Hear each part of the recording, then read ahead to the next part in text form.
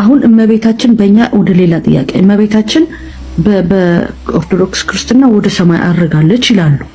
እዚህ ደግሞ ላስት ፍራይዴ ባለፈው አርብ ያለሁበት አካባቢ ካቶሊክ እምነት ተከታይ ናቸውና አርብ ዕለት ሄደች ወደ ሰማይ አሉኝ።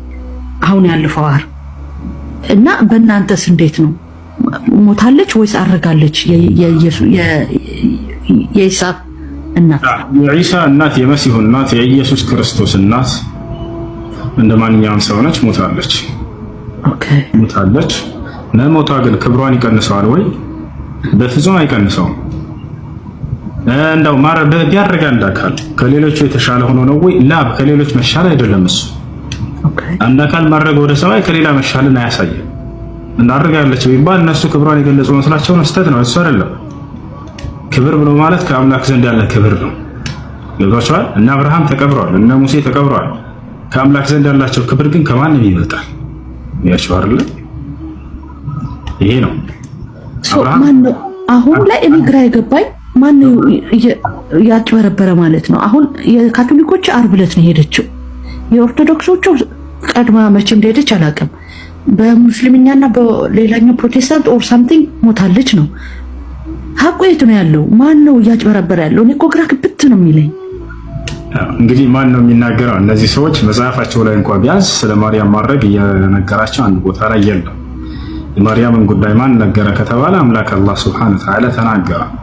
እንግዲህ ፈጣሪ ነው እየተናገረ ያለው። ተናጋሪው በእስልምና ላይ ራሱ ፈጣሪ ለነብዩ ሰለላሁ ዐለይሂ ወሰለም ቃልን እየገለጠላቸው ነው።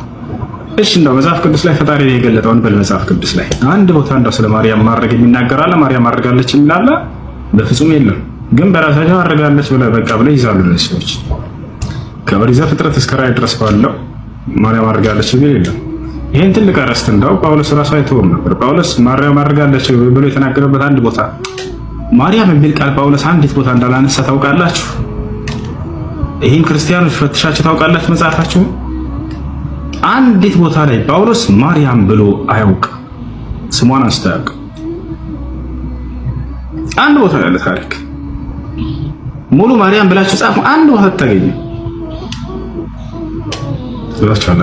አላህ ዱዓዋን ተቀበላት። እቺ ሴት ማርያምንም ሆነ ከእርሷ የሚገኘውን ልጅ ከሰይጣን ጉትጎታ ጠብቆላቸዋል አላህ ሱብሓነሁ ወተዓላ። ተከታተል فتقبلها وإن يعيذها بك وذريتها من الشيطان الرجيم فتقبلها ربها بقبول حسن وأنبتها نباتا حسنا وكفلها زكريا الله سبحانه وتعالى من كما قبل تقبل قطارا وكفلها زكريا أصدقت حلفتنا تقبلوا بس ጊዜ زكريا لما أصدق ሲል حلفتنا ሊቀበል ሲል እንዳለ እስራኤላውያኖች ተሰባስበው እኛም የማሳደጉን ሐላፍትና ልንወስድ እንፈልጋለን አሉ። ምክንያቱም እቺ ልጅ አባት የላትም፣ መርየም አባቷ ቀድሞ ነው የሞተው። ስለዚህ እኛ ማሳደጉን ሐላፍትና መውሰድ እንፈልጋለን አሉ። ዘከርያ እኔ ነኝ የሚገባኝ፣ ምክንያቱም አባቷ ጓደኛዬም ነበር፣ ቤተሰብም ተፈጥሯል። የእርሱን እህትና እህት ነው ያገቡት። የማርያም አባትና ዘከርያ እህትና እህት ነው ያገቡት። ስለዚህ እኔ ነኝ የማሳደግ ሐላፍትና የሚገባኝ አለ። እኛም ይገባናል አሉ። እጣ ይጣጣል ተባባሉ። ከዚያ በኋላ እጣ ተጣጣሉ። የት ነው ያሳደጋት ዘከርያ? ቤተ መቅደስ ውስጥ እዛው ከቤተ መቅደሷ አጠገብ የራሷ የሆነ ሚህራብ ሰርቶላት እዚያው ነው ያሳደጋት። ጌታቸው አላረን እጣ ሲጣል ጊዜ የማን እጣ ወጣ? የዘከርያ እጣ ወጣ። በቃ እሱ ወደ የሚያሳድገው አመኑ፣ ተቀበሉ እስራኤላውያኖች። ዘከርያ ወከፈለሃ ዘከርያ ለምለካችን አላህ ዘከርያም አሳደጋት እሷ። አሁን ዘከርያ ምግብ የሚያመላልስላት እርሱ ነበር። የሚገርማችሁ ወጣ ከሰዎች ከወንዶች ጋር ምናምን አትቀላቀልም ነበር ማርያም። ስራዋ ምን ነበር ከተባለ አንዱን አምላክ በብቸኝነት መገዛት ነው። ትንሽ ቤት ሰራላት።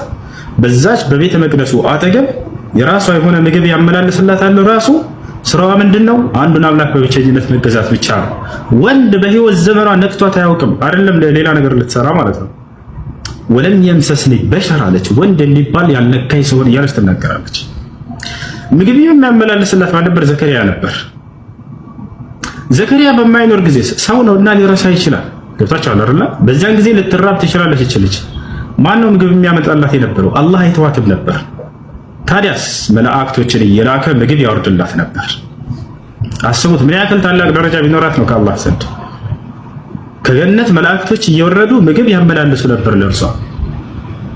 ከዕለታት አንድ ቀን ዘከርያ ልክ ወደ ቤት ሲገባ ጊዜ እርሱ ያላመጣውን ምግብ፣ የተለየ ምግብ፣ ገራሚ ምግብ ይመለከታል። ባየ ጊዜ ምን አለ? ኩለማ ደኸለ ዐለይሃ ዘከሪያ አልሚሕራብ አለ አምላካችን አላህ። ወደ ቤቷን በገባ ቁጥር ዘከሪያ ወጀደ ዐንደሃ ሪዝቃ ከእርሷ ዘንድ የተለየ ሲሳይን ይመለከታል። ቃለ ያ መርየም ወአና ለኪ ሃዛ፣ ማርያም ሆይ ይህ ከየት ነው የመጣልሽ ብሎ ጠየቃት። መቼም ምን ያላመጣሁትም ነው፣ ምክንያቱም እርሷ ያመጣውን ምግብ ያውቃል። ቃለት ሁወ ሚን ዐንዲላህ፣ ይህማ ከአላህ ዘንድ ነው የመጣልኝ አለች። ኢነላሃ የርዙቁ መን የሻኡ ቢገይሪ ሒሳብ፣ አላህ ያሻውን ባሪያውን ያለምንም ገደብ ሲሳይን ይለግሰዋል እኮ ዘከሪያ አለችው። በዚህ ጊዜ ዘከሪያ ልጅን ተመኘ። እንዲህ አይነት ጻድቅ ልጅ ከአላህ ዘንድ ይሄን ያክል ደረጃ ያላትን ልጅ ባየ ጊዜ አንተ መልካም ልጅ ስታይ ነው መልካም ልጅ የምትመኘው አይደል? ልጅን ስታይ ብላ ዘከሪያ የማርያምን መልካምነት ከአላህ ዘንድ ይሄን ያክል ደረጃ ለካ ርቃ ሄዳለች እች ልጅ ይወታቻል አይደል? ስለዚህ ምን አለ አላህ ምን አለ ዘከሪያ ሁናሊከ ደዓ ዘከሪያ ረበሁ፣ ዘከሪያም በዚህ ጊዜ ጌታውን አላህን መማፀን ጀመረ። ለቀጥታ ወደ ሚሕራቡ ገባ።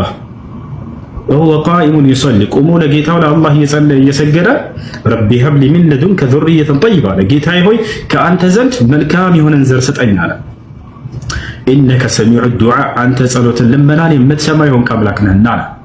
ዘከሪያ ቁሞ እየጸለየ እያለ ቁሞ አላህ ሱብሓነሁ ወተዓላ እየለመነ እያለ መልስ መጣለት ከአላህ ሱብሓነሁ ወተዓላ ዘንድ። መልአኩ ጅብሪል ተላከ። ፈናደትሁ ልመላኢከቱ፣ መላእክቶችን ጠሩት ይላል። መላእክት የሚለው አሙን ዩራዱ ቢልኹሱስ ይባላል በአረበኛ። ለጥቅል ይናገራል አላህ ሱብሓነሁ ወተዓላ፣ የታሰበበት ግን ነጠላ ቃል ነው። መላእክት ሲባል ጊዜ አንዱ መልአክ ነው። መልአኮችን ወክሎ ተጠሪ የሆኑ ታላቁ መልአክ መልአኩ ጅብሪል ዓለይሂ ሰላም መጣ። የአላህ መልእክተኛ ነው። ፈናደትሁ ልመላኢካ፣ መልአኩም ጠራው። ወሁወ ቃኢሙን ይሰሊ፣ እርሱ ቁሞ እየጸለየ እየሰገደ ሳለ ምን አለው መልአኩ? ቀረበና እነላሃ ዩበሽሩከ ቢያሕያ፣ እነሆ አምላክህ አላህ የሕያ በሚባል ልጅ አብስሮሃል አለው። ወይንም ዮሐንስ ወይንም አረበኛ መጽሐፍ ቅዱስ ላይ ዮሐና ብሎ ይጠራል። በየሀገሩ ላይ የተለያየ ስም እንትን ብለውታል። እና አጠቃላይ ያንን ልጅ እንደሚወልድ አላህ ሱብሓነሁ ወተዓላ በጅብሪል በኩል አበሰረው። ኢነላሃ ዩበሽሩከ ቢያሕያ ሙሰድቀን ቢከሊመቲን ሚነላህ፣ ከአላህ በሆነ ቃል የሚያረጋግጥ አለ። አንደኛ ባህሪው የያሕያ ልብ በሉ፣ ከአላህ በሆነ ቃል የሚያረጋግጥ ምን ማለት ነው? እነጣበታለን ሙሉ ባህሪውን የገለጸበትን እናምልኮና ወሰይደን አለቃ የሆነ በህዝቦች መካከል መሪ የሚሆን ያ ማለት በዘመኑ ላሉ ሰዎች ወደ እውነት የሚመራ ማለት ነው አለቃ። ወሐሱረን ጥብቅ የሆነ ደግሞ ከዝሙት፣ ምክንያቱም ማርያምን የመሰለች ልጅ ነው የጠየቀው ይህ አካል፣ እርሷም ከዝሙት የተጠበቀች እንደሆነች አብሽር ለአንተ ልክ እንደዛው ሰጣለሁኝ አለው። ወነቢየን ከነቢያቶች የሆነ ሚነ ሷሊሒን ከደጋጎችም የሆነ ከጻድቆች የሆነ አለው። አሁን እዚህ ቦታ ላይ የመጀመሪያ የገለጸበት ባህሪ ምንድን ነው? ሙሰድቀን ቢከሊመቲን ሚነላህ፣ ከአላህ በሚሆነው ቃል የሚያረጋግጥ አለ። ስለማን ነው እያወራ ያለው? ስለ መሲሁ ዒሳ ዓለይሂ ሰላም። አሁን ልብ ብላችሁ እውነትን የምትፈልጉ ካላችሁ ወላሂ ላዚም ዮሐንስ አንዳንድን ዮሐንስ ምን ለማለት ፈልጎ እንደሆነ ይሄ ቁርአን ይፈታላችኋል። ከአላህ በሚሆነው ቃል የሚያረጋግጥ ብሎ ገለጸው። ምን ማለት ነው? መሲሁን ከአላህ የሆነ ቃል ነው አላህ ሱብሓነሁ ወተዓላ ከእኔ በሆነ ቃል ፈጠርኩት እያለ የሚናገረውን ዮሐንስ መጥቶ እንዲያረጋግጥ ቀድሞ አላህ አብስሮታል ለዘከሪያ ዓለይሂ ሰላም። ይሄ ልጅህ ከእኔ በእኔ ቃል አማካኝነት የሚገኘውን መሲሁን የሚያበስር ነው ያሕያ ብሎ ገልጾለታል። ዮሐንስ ተነሳና ነብይ በተደረገበት ጊዜ መሲሁ የመጣው በአምላክ ቃል አማካኝነት ነው ያለ አበሰረ።